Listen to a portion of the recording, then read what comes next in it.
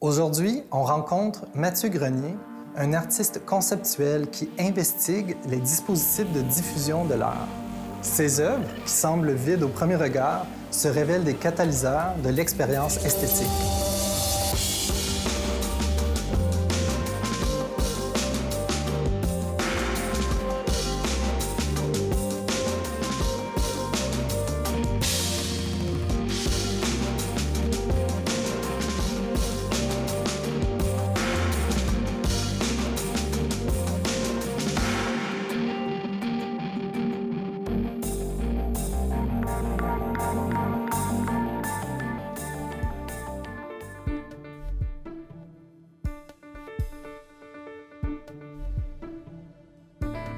Salut Mathieu.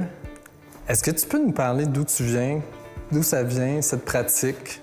Je viens de Gaspésie. En fait, j'ai grandi là-bas. J'ai fait mon cégep à Rimouski. J'ai déménagé ensuite à Montréal pour l'université, à l'UQAM. Je pense que ma pratique vient justement du fait qu'en région, il y a moins de centres de diffusion un peu. Il y en a quelques-uns. Mais en arrivant à Montréal, j'ai été comme vraiment impressionné de voir beaucoup de centres d'exposition. Je connaissais pas ça.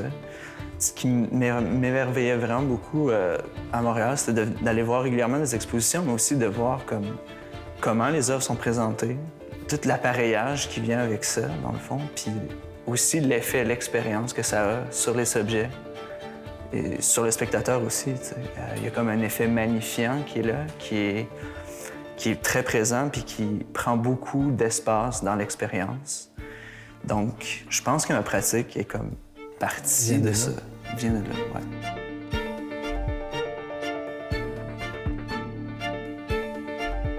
Au fil de mes visites à travers tous ces endroits-là, je pense que c'est manifesté un intérêt justement pour l'expérience que je vivais, pour les œuvres, pour ce qui reste, dans le fond, la mémoire aussi de ces expositions-là, qui veut pas forge un certain background visuel. À partir de là, c'est formé un peu comme un espèce de... pas de lexique, mais de background, je dirais, ou du moins d'outils ou de matériaux, si on veut, pour des projets.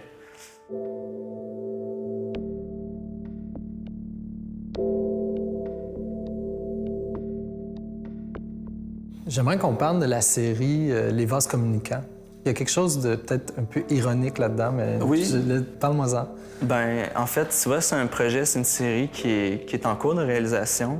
C'est des photographies que j'ai prises lors de certaines visites dans des lieux d'exposition. Dans ces expositions-là, il y avait beaucoup d'espaces vides, voire des salles complètement vides, même en pleine programmation. Donc, je me suis intéressé par, justement, comme la répétition du même motif.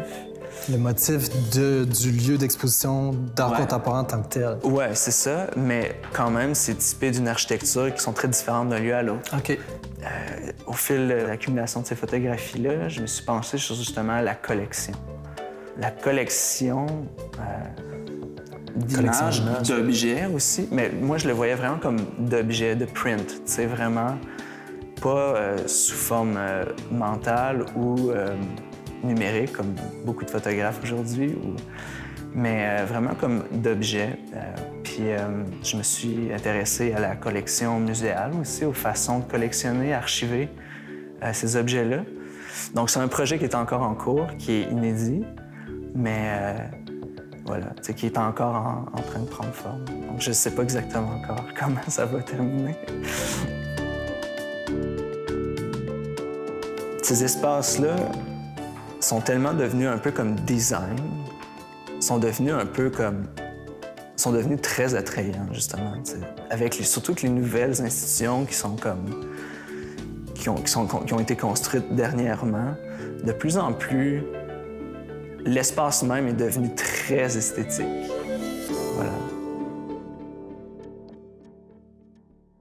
Voilà. Ce qu'on voit en ce moment, c'est une découpe du mur qui était dans la salle permanente du Musée d'art de Joliette en 2013. La forme que ça prend, c'est la forme exacte de l'œuvre qui était accrochée sur cette partie du mur-là, en fait. Donc, j'ai proposé le projet au musée, ils ont accepté d'emblée. Et moi, j'ai été marquer les murs pendant que les œuvres étaient encore là.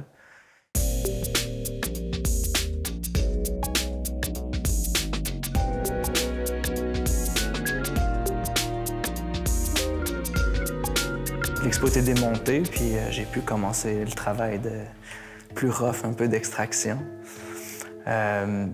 Donc, c'est ça, ce qu'on voit, c'est la forme des tableaux qui étaient accrochés là, avec tout la quincaillerie qui les accrochait, les marques sur le mur du technicien et aussi le cartel original. Oui, ça ajoute beaucoup. Qui indique qui et qu'est-ce qui était là. Ah.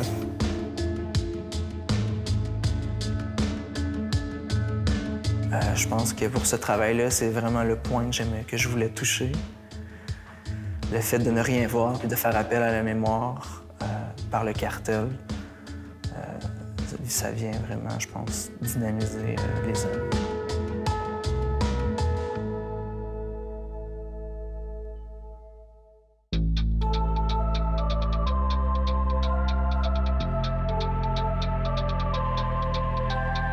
Mathieu, on t'a vu partout, ou en tout cas à plusieurs places, en 2014-2015. Est-ce que tu peux nous parler, entre autres, de l'exposition à Artprime, justement? C'est parti, en fait, de la relation que tout créateur a avec le début ou l'amorce d'un projet qui est possiblement la transposition des idées d'une façon ou d'une autre.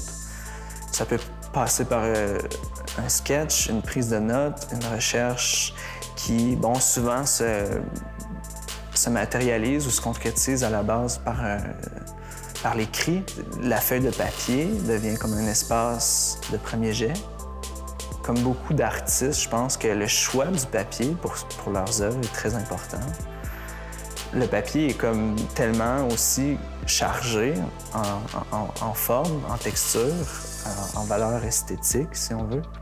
Puis pour moi, le papier était déjà intéressant en soi, comme ça, directement. Puis comme matériel? Comme matériau, tu sais, mais je me suis penché là-dessus et je me suis mis à les documenter, donc les photographier à la base, ensuite les scanner, les agrandir.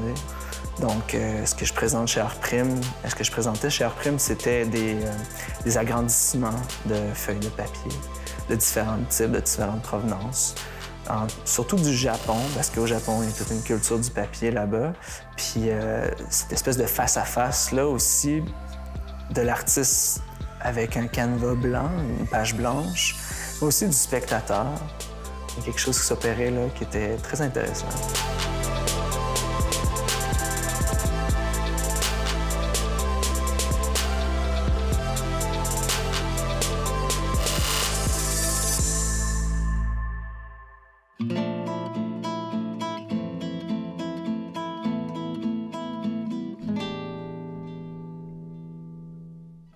Le cube de Stuart Hall, ça aussi, c'est encore drôle, hein? Ben ça, c'est un projet qui date de 2011, quand j'étais encore aux études.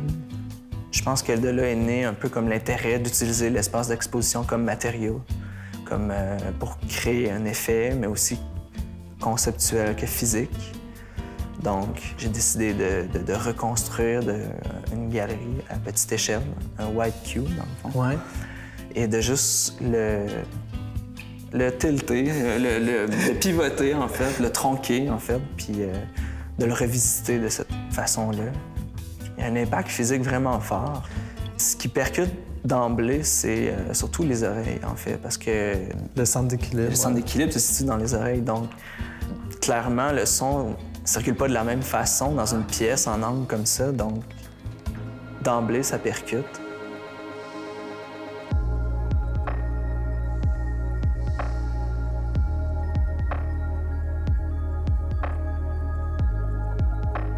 J'ai une question existentielle pour toi, Mathieu. Pourquoi tu es artiste?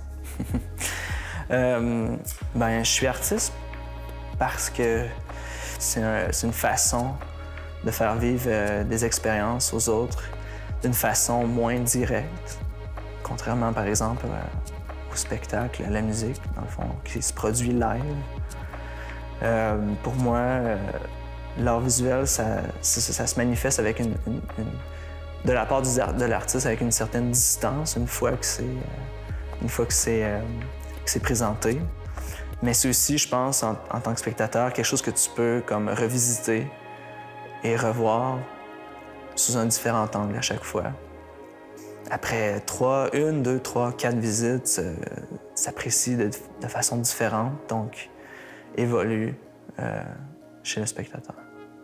Ah, mais ça me plaît, moi, comme réponse. Merci, puis merci de nous avoir donné des pistes de réflexion pour aborder ton travail éthérique. Bonne chance pour la suite.